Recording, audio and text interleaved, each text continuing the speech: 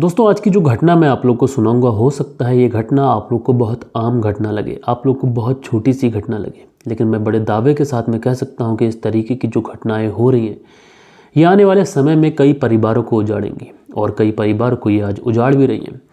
लोग इस तरीके की चीज़ों में इन्वॉल्व हो जाते हैं, उसके बाद में कई लोग तो ऐसे होते हैं जो अपनी जान देने के लिए भी तैयार हो जाते हैं, कई लोग तो आत्महत्या कर लेते हैं। इस तरीके की जो चीज़ें होती हैं ये समाज में कुछ इस कदर बढ़ती जा रही है और हम लोग क्या करते हैं कि इन कहानियों को सुनते भी हैं, उसके बाद में ना तो इनसे कुछ सीखते हैं ना सबक लेते हैं। हम लोग सोचते हैं कि बहुत छोटी सी बात है, आम सी बात है, लेकिन दोस्तों यकीनन ये आने वाले समय में और भी ज़्यादा विकराल रूप लेगी। तो आज की जो कहानी मैं आप लोग को सुनाऊंगा, ये कहानी आप लोग को बहुत कुछ सिखाएगी भी और आप लोग इस कहानी को अंत तक देखिएगा, डेफिनेटली बहुत कुछ आप लोग को इस कहानी से सीखने को मिलेगा।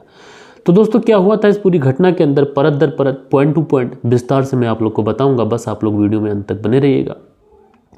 तो दोस्तों रात के 10 बज चुके हैं, मैं हूं आप सभी का अपना शावेज मलिक और हाजिर हूं आप लोग के सामने फिर से एक क्राइम की कहानी को लेके, एक क्राइम की घटना को लेके। और दोस्तों आज की जो घटना मैं आप लोग को सुनाने जा रहा हूँ ये घटना है उत्तर प्रदेश की। उत्तर प्रदेश में एक जगह पड़ती है गौतम बुद्ध नगर, और ये घटना कुछ ज़्यादा पुरानी भी नहीं है, साल 2023 की ये घटना है।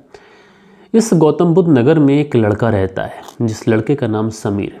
समीर जो कि एक प्राइवेट कंपनी में नौकरी करता है। अब जब नौकरी करता है तो नौकरी करने के बाद में जब ये शाम को घर आता तो उसके बाद में सबसे पहले अपना खाना बनाता, कई बार कपड़े भी धोता। इस तरीके की जो चीज़ें थी इसकी लाइफ में रूटीन बनी हुई थी। लेकिन दोस्तों इसी दौरान जब ये खाना बनाता था तो ये अपने मोबाइल के पन्ने पलटने लगता था, क्योंकि दोस्तों हम लोग अगर कहीं भी नौकरी करते हैं, जॉब करते हैं, तो सबसे पहले अपना मोबाइल देखते हैं। कहीं ऐसा तो नहीं कि व्हाट्सएप पर किसी का मैसेज आया हो या फिर किसी दोस्त ने कुछ भेजा हो, इस तरीके की चीज़ें हम लोग अपने मोबाइल पर चेक करने लगते हैं। अब जब व्हाट्सएप चेक करता वहाँ पर सारी चीज़ें देखने के बाद में ये सोशल मीडिया का रुख कर लेता, यानी फेसबुक और इंस्टाग्राम, ये सारी चीज़ें विजिट करने लगता। इसी तरीके की जो चीज़ें थी ये लगातार चल रही थी। और जो समीर था ये जब ये खाना वगैरह खाने के बाद में मोबाइल फ़ोन चेक करता, मोबाइल फ़ोन चेक करने के बाद में फिर सो जाता, फिर अगले दिन ड्यूटी चला जाता, और अगले दिन जब ड्यूटी चला जाता तो फिर लौट के आता, और उसके बाद में फिर से उसी तरीके से मोबाइल देखना, उसी तरीके से खाना बनाना, उसी तरीके से सोशल मीडिया को विजिट करना। इसी तरीके की जो चीज़ें थी ये लगातार इसकी ज़िंदगी में पिछले कुछ सालों से इसके रूटीन में शामिल थी। अब जो समीर था जब इसकी ज़िंदगी में इस तरीके की चीज़ें थी, नौकरी थी, मोबाइल था, यही सारी चीज़ें थी, उसे आम दुनियादारी से ज़्यादा मतलब रहता नहीं था। वो बस अपनी ड्यूटी जाता था, ड्यूटी आने के बाद में फिर खाना वगैरह, कपड़े वगैरह सही करना, उसके बाद कुछ देर मोबाइल चलाना और सो जाना। इसी तरीके की जो चीज़ें थी इसकी ज़िंदगी में लगातार चल रही थी। लेकिन इसी बीच में इसके फेसबुक अकाउंट पर एक रिक्वेस्ट आती है। अब जैसे ही ये फेसबुक अकाउंट पर रिक्वेस्ट आती है ये उस रिक्वेस्ट को देखता है, तो देखता क्या है कि जो रिक्वेस्ट आई है ये किसी कैथलीन नाम की लड़की की है। अब कैथलीन नाम की लड़की की रिक्वेस्ट है, फ़ोटो बहुत ज़्यादा अच्छा लगा हुआ, खूबसूरत लगा हुआ, एकदम बहुत ज़्यादा अट्रैक्टिव। अब इसलिए उसकी प्रोफाइल को विज़िट करता है, क्योंकि कई बार ऐसा होता है कि जो हमारे दोस्त लोग होते हैं वो एक फ़र्ज़ी अकाउंट बना लेते हैं, उसके बाद में हमें रिक्वेस्ट भेजते हैं, हमें बात करते हैं, और अगर हम लोग उनसे लड़की समझकर बात करने लगते हैं तो बाद में हमारे दोस्तों के बीच में हमारी जो काफ़ी ज़्यादा हंसी मजाक भी बनती है और कई बार ब्लैकमेलिंग जैसी चीज़ों का भी सामना करना पड़ता है। इसलिए जो समीर था ये कैथलीन की आईडी को बहुत ही बारीकी से चेक करता है, उसका अबाउट चेक करता है, उसका एक तरीके से लास्ट लोकेशन कहाँ पर है, उसके जितने भी लोकेशन है, फ़ोटोज़ उसने क्या अपलोड करी, ये सारी चीज़ें चेक करता है। लेकिन दोस्तों समीर जितनी भी चीज़ें चेक करता है तो उसमें जो कैथलीन की आईडी थी ये 100% उसे सही लगती है। यानी समीर समझ जाता है कि ये जो आईडी है ये किसी ने फ़र्ज़ी आईडी नहीं बनाई है, दरअसल ये आईडी किसी कैथलीन नाम की लड़की भी। अब ये फ़ोटो, ये सारी चीज़ें देखता है तो काफ़ी ज़्यादा उसको ठीक भी लगता है, तो इसलिए उसकी रिक्वेस्ट एक्सेप्ट कर लेता है। अब जब रिक्वेस्ट एक्सेप्ट कर लेता है तो उसके बाद में ये कैथलीन की प्रोफाइल तो विज़िट कर रहा था, तो वहाँ पर उसे काफ़ी ज़्यादा अच्छे अच्छे फ़ोटोज़ दिखाई पड़ते हैं। इसलिए अब ये सोचता है कि इन फ़ोटोज़ को लाइक किया जाए। उसके बाद में एक एक कर ये कैथलीन के फ़ोटोज़ को लाइक करना शुरू कर देता है। अब दोस्तों जब कैथलीन के फ़ोटोज़ को लाइक करना शुरू कर देता है तो उसके बाद में फ़ोटोज़ को लाइक करते करते समय कब गुजरने लगता है इसे पता ही नहीं चलता। उसके बाद में दोस्तों रात के 2 बजे का समय हो जाता है। अब जैसे ही रात के 2 बजते हैं इसकी नज़र मोबाइल पे जो टाइम होता है वहाँ पहुँचती है, एकदम से सन रह जाता है, क्योंकि सुबह को इसे ड्यूटी भी जाना था। इसलिए फैसला करता है कि अब सो जाना चाहिए। उसके बाद में अपने मोबाइल को एक साइड में रखता है और सो जाता है, और अगले दिन जिस तरीके से ड्यूटी जाता था उस तरीके से ड्यूटी चला जाता है। अब जब अगले दिन ड्यूटी से लौट कर आता है तो उसके बाद में डेली की तरह खाना बनाना, कुछ देर मोबाइल देखना, उसके बाद सो जाना। अब इस तरीके की जो चीज़ें थी ये लगातार चलती रहती हैं। किसी कैथलीन नाम की लड़की की रिक्वेस्ट आई थी, शायद समीर को अब याद भी नहीं रहा था। लगभग 8 से 10 दिन का समय गुजर जाता है। समीर जो था वो अपने काम धाम में व्यस्त, नौकरी जाना, नौकरी से वापस आना, खाना बनाना, कुछ देर मोबाइल चलाना और सो जाना, इसी तरीके की जो चीज़ें थी इन चीज़ों में समीर हमेशा व्यस्त रहता था। अब जब 8 से 10 दिन का समय गुजर चुका था, समीर को अब ठीक से याद भी नहीं रहा था कि किसी कैथलीन नाम की लड़की की रिक्वेस्ट आई है। इसलिए अब इसे भी ये सारी चीज़ें एक तरीके से उनको भूल चुका था। लेकिन इसी बीच में समीर के मोबाइल पर एक मैसेज आता है। अब जैसे ही मैसेज आता है तो समीर जो है उस मैसेज को खोल कर देखता है। जब मैसेज खोलता है तो एकदम से मन के अंदर एक अजीब सी खुशी की लहर दौड़ जाती है, क्योंकि सामने से जो मैसेज था वो उसी कैथलीन का था। अब समीर सोचता है कि कैथलीन जो कि एक विदेशी लड़की है, देखने में काफ़ी ज़्यादा खूबसूरत, बहुत ज़्यादा ब्यूटीफुल, इसलिए समीर भी अपने आप को रोक नहीं पाता है। उसके मैसेज का रिप्लाई करता है। सामने से मैसेज था, हाय हाउ आर यू। उसके बाद में समीर जो था वो रिप्लाई देता है, I am fine, tell me about yourself. अब इनके बीच में जो बातचीत का सिलसिला होता है वो शुरू हो जाता है। अब दोस्तों जब इन दोनों के बीच में बातचीत का सिलसिला जो था वो शुरू हो जाता है, उसके बाद में समीर जो था वो कैथरीन के बारे में पूछता है। तो कैथरीन उसे बताती है दरअसल वो एक कल्चरल ब्लॉगर है और वो देशों की यात्रा करती है। कई देश घूम चुकी है और कई देश उसे घूमना भी है।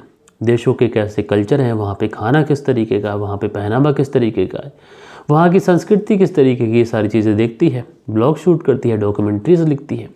और कुछ दिन के बाद में वो इंडिया भी आएगी और इंडिया के बारे में, इंडिया के कल्चर के बारे में, इंडिया के फूड के बारे में डॉक्यूमेंट्रीज लिखना चाहती है। अब जब समीर इस तरीके की बातें सुनता है कि कोई लड़की है जो कि विदेशी है और इंडिया आना चाहती है और उसकी दोस्त भी है, कैथलीन कहती है कि जब वो इंडिया आएगी तो समीर से मिलेगी भी। इसलिए समीर अब अंदर ही अंदर काफ़ी ज़्यादा खुश था, क्योंकि उसकी एक विदेशी दोस्त बन चुकी थी जो कि उससे मिलना भी चाहती थी।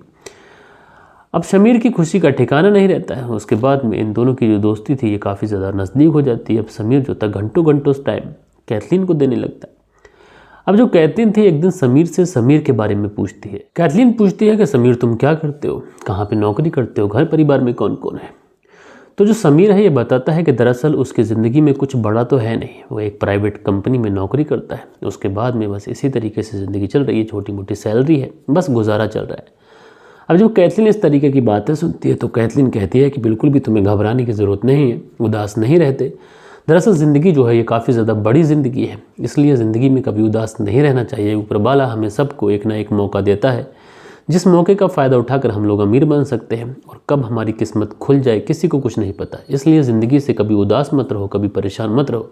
जो काम कर रहे हो अच्छे से ईमानदारी से करो, ऊपर वाला सब बेहतर करेगा।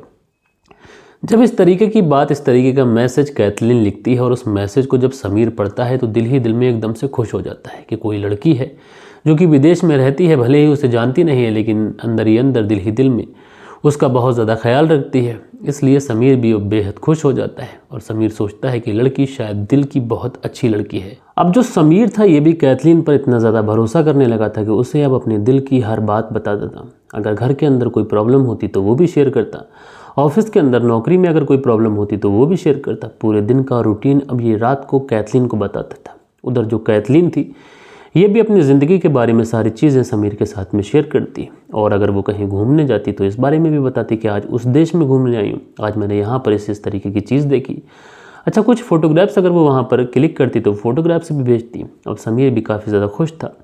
यानी इन दोनों का जो रिश्ता था इस तरीके से इतना ज़्यादा मजबूत हो चुका था, इतना ज़्यादा स्ट्रॉन्ग हो चुका था कि कहीं ना कहीं जो समीर था इसके मन में बहुत सारी उम्मीदें आ चुकी थी। एक दिन समीर कैथलीन से कहता है कि कैथरीन, मुझे तुम्हारा व्हाट्सअप नंबर चाहिए, क्या तुम मुझे अपना व्हाट्सअप नंबर दे सकती हो।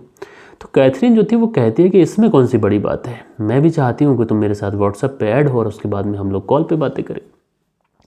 आखिरकार जो कैथरीन थी ये अपना व्हाट्सअप नंबर समीर के साथ में शेयर कर देती है। उसके बाद में ये दोनों व्हाट्सअप पर ऐड हो जाते हैं। अब जब व्हाट्सअप पर ऐड होते हैं, वहाँ पर जब मैसेजेस में बात होती है, तो उसके बाद में समीर एक दिन कहता है कि वो वॉइस कॉल करना चाहता है, क्योंकि तुम्हारी आवाज़ को सुनना चाहता है। जो इतना अच्छा बात करती है उसकी आवाज़ कितनी प्यारी होगी। तो उधर से जो कैथरीन होती है ये कहती है दरअसल वो भी उतनी ही बेताब है आवाज़ सुनने के लिए जितने तुम हो। अब ये सारी चीज़ें जब समीर सुनता है तो समीर बहुत ज़्यादा खुश हो जाता है। यानी जो बातें फेसबुक मैसेंजर से शुरू हुई थी वो व्हाट्सअप पर आ चुकी थी और व्हाट्सअप से सीधा वॉइस कॉल पर आ चुकी थी। उसके बाद में वॉइस कॉल होती, दोनों बातें करते हैं। लेकिन दोस्तों वॉइस कॉल में एक थोड़ी सी दिक्कत थी। दरअसल जो कैथरीन थी ये इंग्लिश बोलती थी। इंग्लिश भी उसका जो स्लैंग था बहुत ज़्यादा स्ट्रॉन्ग, और इधर जो समीर था शायद इसको उस दर्जे की इंग्लिश नहीं आती थी, इसलिए ये सोचता था कि बेहतर यही होगा कि मैं चैट पे बात कर लूँ, क्योंकि वॉइस कॉल ज़्यादा देर तक मैं टिक नहीं सकता। इसलिए समीर जो था फ़ोन कट कर देता है। उसके बाद में ये मैसेज पे भी बात करने लगता है। अब जब मैसेज पे बात होती है तो मैसेज में भी इतनी ज़्यादा गहरी बात होने लगती है कि सुबह का गुड मॉर्निंग हो या फिर रात का गुड नाइट, ये एक साथ में ही कहने लगते हैं। यानी मोहब्बत अब जो थी वो बहुत ज़्यादा आला दर्जे पे जा चुकी थी। अब दोस्तों इनकी दोस्ती इतनी ज़्यादा गहरी हो चुकी थी, कहीं ना कहीं जो समीर था ये कैथरीन की तरफ आकर्षित भी हो रहा था। उसके मन में बहुत सारे सपने थे, बहुत सारी चीज़ें थीं और वो कैथरीन से मन ही मन में प्यार करने लगा था। लेकिन समीर के मन में एक डर भी था। समीर के मन में ये डर था कि अगर वो कैथरीन से अपने दिल की बात कहेगा तो कहीं ऐसा ना हो कि कैथरीन दोस्ती तोड़ दे। अच्छी भली तो बातचीत चल रही है, कहीं ऐसा ना हो कि प्यार के चक्कर में दोस्ती भी चली जाए। अब जैसे जैसे समय गुजरता है, जो कैथरीन के इश्क में समीर पागल हुआ पड़ता, वो सोचता है कि अपने दिल की बात कह देना चाहिए। लेकिन बहुत ज़्यादा सोचने के बाद में, बहुत ज़्यादा समझने के बाद में एक दिन समीर कैथरीन से कहता है कि वो उससे मोहब्बत करता है और उससे शादी करना चाहता है। अब जब इस तरीके की बात कैथरीन सुनती है तो वो कहते हैं कि हमने तो नॉर्मली बात की थी, अब तुम मुझे प्रपोज़ करने लगे। लेकिन समीर कहता है कि भले ही तुम्हें मेरा प्रपोजल एक्सेप्ट ना हो, लेकिन तुम हमारी दोस्ती को कभी मत तोड़ना। भले ही तुम ना कर दो या हाँ करो, तुम्हारी अपनी मर्जी है, तुम्हारी अपनी ज़िंदगी है, लेकिन जो हमारी दोस्ती है इस पर हम दोनों का हक है। भले ही हम दोनों प्यार के रिश्ते में न बन सकें, लेकिन हमारी जो दोस्ती का रिश्ता है ये हमेशा रहना चाहिए। अब उसके बाद में कैथरीन थोड़ी देर सोचती है, सोचने के बाद में रिप्लाई देती है कि अच्छा ठीक है, मुझे एक दिन सोचने का मौका दो। उसके बाद में समीर जो था वो कहता है कि तुम एक दिन नहीं बल्कि मेरी पूरी ज़िंदगी सोचने के लिए ले लो, मैं हमेशा तुम्हारा इंतज़ार करूँगा, क्योंकि मैं तुमसे बेहद और बेइंतहा मोहब्बत करता हूँ। अब कैथरीन जो थी वो कहती है ठीक है बाबा, मैं कल तुम्हें मैसेज करके बताऊँगी क्या होना है। उसके बाद में अगले दिन कैथरीन मैसेज करती है आई लव यू टू। अब जब वो आई लव यू टू का मैसेज कर देती तो समीर भी कहीं ना कहीं अब बहुत ज़्यादा खुश हो जाता है, उछलने लगता है, कूदने लगता है। समीर मन ही मन में शादी की शेरवानी से लेकर सब कुछ अपने मन में सोच चुका था कि किस किस तरीके से वो कैथरीन के साथ में अपनी ज़िंदगी बिताएगा, कहाँ घूमने जाएगा, कैसे तरीके से रहेगा। ये सारी चीज़ें समीर अपने मन में सोच लेता है। अब उसके बाद में इन दोनों के बीच में जो बातचीत थी ये अब स्टार्ट हो जाती है। अब अलग तरीके से पहले दोस्ती वाली बात होती थी, अब प्यार वाली बात होने लगी। अब धीरे धीरे समय गुजरता है और ये हर अलग अलग तरीके की बातें मैसेज में किया करते हैं। अब समीर जो था वो अपनी नौकरी जाता और नौकरी जाने के बाद में वो सीधा यही सोचता कि कब नौकरी से उसे छुट्टी मिले और वो जाए और कैथरीन से बातें करे।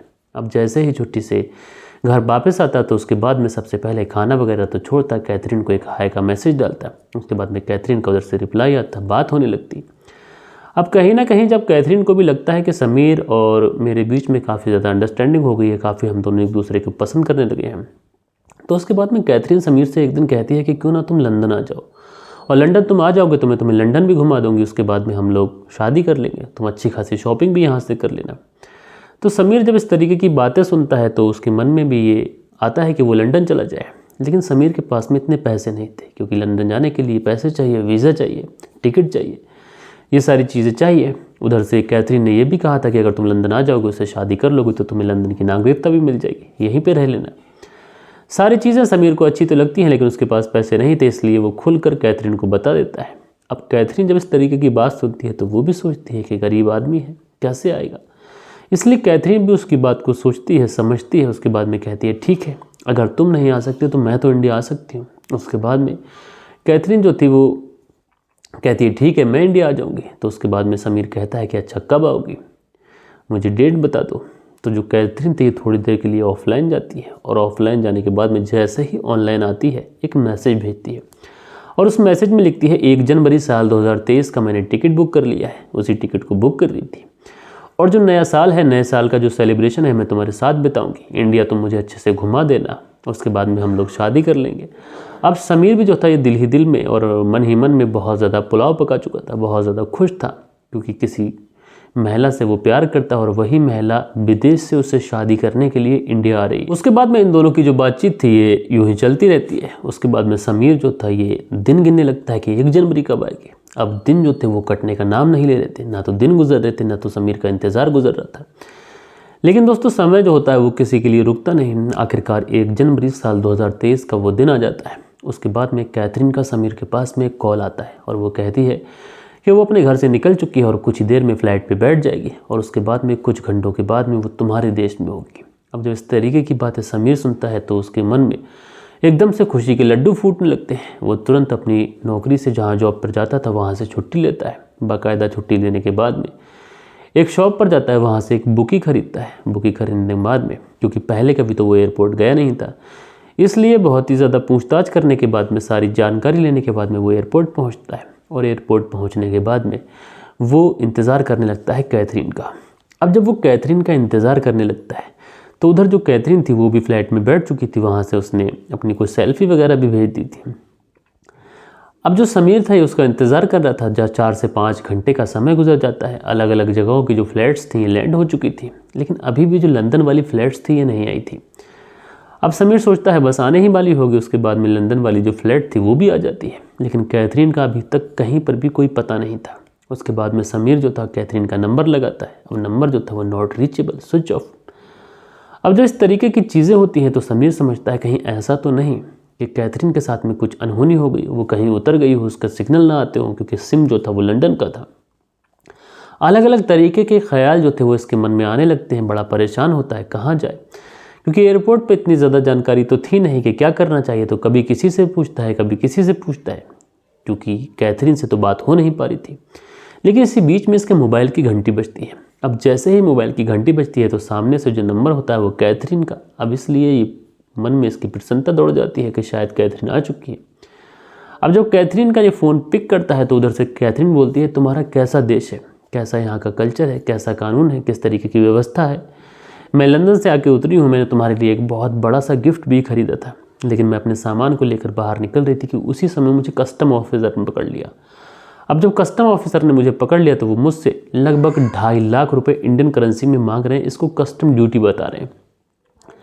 अब जब ये लड़का समीर इस तरीके की बातें सुनता है कि 2.5 लाख रुपए की कस्टम ड्यूटी, यानी जो गिफ्ट है ये काफ़ी ज़्यादा बड़ा होगा, तो उसके बाद में कैथरीन कहती है कि मेरे पास में जो भी पैसे हैं वो पाउंड में है और ये इंडियन करेंसी में मांग रहे हैं, मैं क्या करूँ।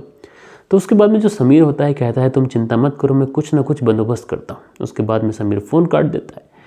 2 से 3 घंटे का समय गुजर जाता है। समीर बेचारा कभी इधर भागता कभी इधर दौड़ता, क्योंकि ना तो इसकी इतनी बड़ी पहचान थी ना इतनी बड़ी हस्ती, क्या करे। उधर जो इसकी गर्लफ्रेंड है जो इसके लिए इतना बड़ा गिफ्ट लेके आई है वो एयरपोर्ट पे फंसी हुई है। 3 से 4 घंटे का समय हो चुका है। इसकी बड़ी बेइज्जती भी हो रही है, क्योंकि कोई उससे मिलने आया, वो विदेश से शादी करने आया और वो एयरपोर्ट पे फंस के रह गया। अब क्या करें। अब इसी बीच में कैथरीन का फिर से मैसेज आता है कि क्या हुआ। तो ये कहता है कि बस कुछ भी नहीं हुआ, मैं यहीं भाग दौड़ कर रहा हूँ, लेकिन कुछ समझ में नहीं आ रहा है क्या करूँ। तो उसके बाद में कैथरीन कहती है कि अच्छा तुम्हारे पास अगर 2.5 लाख रुपए हो तो तुम मेरे अकाउंट में ट्रांसफ़र कर दो, और तुम 2.5 लाख रुपए मुझे ट्रांसफ़र कर दोगी, मैं बाहर आ जाऊँगी। उसके बाद में जो तुम्हारे पैसे होंगे पाउंड के रूप में मैं तुम्हें दे दूँगी, उसके बाद में तुम्हें एक्सचेंज करा लेना। अब समीर को भी ये आइडिया ठीक लगता है। उसके बाद में समीर बेचारा जो उसने कुछ सेविंग्स कर रखी थी, कुछ दोस्तों से कुछ यारों से कुछ पैसे इकट्ठे करता है। 2.5 लाख रुपए इकट्ठे करने के बाद में ये कैथरीन के मोबाइल नंबर पर वो पैसे ट्रांसफ़र कर देता है। अब जैसे ही उसकी UPI ID पर ये पैसे ट्रांसफ़र होते हैं, जो नंबर था कैथरीन का स्विच ऑफ हो जाता है। अब जब नंबर सिर्फ स्विच ऑफ हो जाता है तो समीर बार बार उसके नंबर को लगाता है। घंटों दर घंटों बीतते रहते हैं। 2 से 3 घंटे का समय गुजर जाता है। अब कहीं ना कहीं समीर को भी लगने लगा था कि उसके साथ फ्रॉड हो चुका है। उसके बाद में समीर दौड़ा दौड़ा पुलिस थाने पहुंचता है और पुलिस थाने पहुंचने के बाद में कंप्लेंट लिखाता है। अब दोस्तों पुलिस जब ये नंबर चेक करती है तो पता चलता है कि इंडिया में ही रहने वाली एक लड़की ने समीर के साथ में फ्रॉड कर दिया था। इस तरीके के जो फ्रॉड्स हैं, इसके जो केसेस हैं, आए दिन पुलिस थाने के अंदर पहुँचते रहते हैं। अब जब समीर इस तरीके की बातें सुनता है तो उसे बहुत ज़्यादा शौक लगता है। अब क्या करे, कहाँ जाए। अगर घर वालों को ये बात पता चलेगी तो बड़ी बेइज्जती, इधर पैसे भी जा चुके, दोस्तों यारों में बात जाएगी तो एक तरीके से हंसी मजाक अलग बनेगी। लेकिन दोस्तों समीर बेचारा अपना कुछ कर सकता था, ना तो उस लड़की से शादी कर सकता था क्योंकि वो तो चूना लगा के जा चुकी थी। लेकिन दोस्तों इस तरीके की जो घटनाएँ हैं ये आए दिन हमारे समाज में हो रही हैं। हालांकि कुछ घटनाएं ऐसी होती हैं कि कुछ में जो लड़की होती है वो बाकायदा इंडिया आई है। बहुत सारे ऐसे केसेस हुए हैं जिसमें शादी भी हुई है, लेकिन ज़्यादातर मामलों में हनी ट्रैप या फिर सोशल मीडिया का जो ट्रैप होता है इस तरीके का हो जाता है। और दोस्तों आज के नौजवान पीढ़ी को ये चीज़ें समझना चाहिए कि आज का जो दौर है ये इतना ज़्यादा सीधा नहीं है, इतना ज़्यादा सरल नहीं है। भले ही किसी विदेशी लड़की से बात हो रही है, उसमें बात करने में कोई हर्ज नहीं है, लेकिन बात जहाँ पैसों की आती है तो पैसों की बात पर आप लोग को थोड़ा ध्यान देना चाहिए कि आखिर ऐसे ही किसी के अकाउंट में अगर पैसे ट्रांसफ़र कर दिए जाएंगे तो वो पैसे लेकर फरार भी हो सकता है। तो दोस्तों इस घटना से आप लोग को क्या सीख मिलती है उसके बारे में भी बताइएगा। कहानी कैसी लगी उसके बारे में भी लिखिएगा। हम लोग मिलते हैं कल के दिन किसी और क्राइम स्टोरी के साथ में। लेकिन जो कल के दिन कमेंट्स आए थे, अब वक्त होता है कि उन लोगों के कमेंट्स पढ़े जाएं। सो दोस्तों, हमारे वीडियोस पे जो कल के दिन कमेंट्स आए, इसमें मोहम्मद इकबाल जी हैं, लिखते हैं अस्सलाम वालेकुम मलिक साहब, कहानियों को थोड़ा विषय आप बदलो, साथ में ये भी रखो जिससे हर तरीके के लोग जुड़ सकें। बहुत पुरानी इंटरेस्टिंग कहानियाँ हैं, थोड़ा रिसर्च से मिल जाएंगी। मैं आपको डिमोटिवेट नहीं कर रहा हूँ, बल्कि एक बेहतर करने के लिए प्रोत्साहित कर रहा हूँ। बहुत अच्छी बात कही मोहम्मद इकबाल जी आपने, और मैं हर तरीके की कहानी सुनाता भी हूँ। उसके बाद में मुजाहिद खान है, लिखते हैं आप हर कहानी बहुत ही बेहतर अंदाज में बयां करते हो। मुजाहिद खान, ग्राम अली नगला, बदायूं से। तो भाई आपका बहुत बहुत शुक्रिया। कुंदन पाल जी हैं, लिखते हैं प्रणाम। तो भैया प्रणाम। उसके बाद में फूड रिव्यू शो है, लिखते हैं लव फ्रॉम दुबई। तो भैया लव यू टू, आप कैसे हैं? दुबई अजमान से हमारी कहानी सुनते हैं, धन्यवाद। उसके बाद में यूज़र हैं, लिखते हैं नाइस स्टोरी, विकी पटेल सूरत से। उसके बाद में जो विकास यादव है, लिखते हैं जय श्री राम। तो भैया जय श्री राम, कैसे हैं? उसके बाद में सोनू धीमान है, लिखते हैं लव यू ब्रदर, पंजाब का पठानकोट गुरदासपुर से हमारी कहानी सुनते हैं। तो भैया शुक्रिया। उसके बाद में सुनील त्यागी जी हैं, लिखते हैं नमस्कार भाई साहब, रेणु सुनील त्यागी, शियाना बुलंदशहर से। तो आप दोनों पति पत्नी का बहुत ज़्यादा शुक्रिया। अतुल गौर हैं, लिखते हैं भैया सब लुगाईबाजी स्टोरीज़ के एक्सपर्ट हो गए। उसके बाद में यूज़र हैं, लिखते हैं भाई ये बर्थडे विशेष ETC वीडियो के अंत में बोला करो। तो भाई आज वीडियो में अंत में ही बोला है, बहुत शुक्रिया आपका।